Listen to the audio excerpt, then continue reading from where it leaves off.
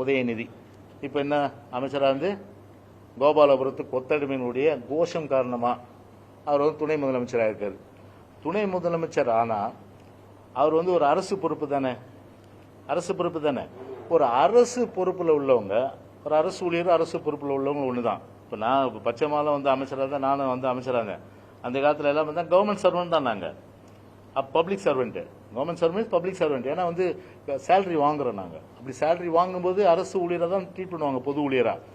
அப்படி இருக்கும்போது ஒரு கட்சி நிகழ்ச்சிக்கு போகும்போது நீங்கள் எது வேணாலும் போட்டுங்க, உங்கள் கட்சி கொடி பெருசாக மூஞ்சி இங்கேருந்து கால் வரையில் போட்டுங்க, உங்கள் சின்னத்தை இதுலேருந்து இது வரையில் போட்டுங்க, எங்களுக்கு அது மாறுபட்ட கருத்து இல்லை. ஒரு அரசு நிகழ்ச்சி, அதுவும் வந்து ஒரு கவர்னர் வர்றாரு, கவர்னர் இப்போ ஒரு பதவியேற்பு நிகழ்ச்சியில் கவர்னர் பக்கத்தில் உட்கார்ந்துன்னு கட்சியினுடைய சின்னம் இருக்குது, கட்சியினுடைய கொடி இருக்குது.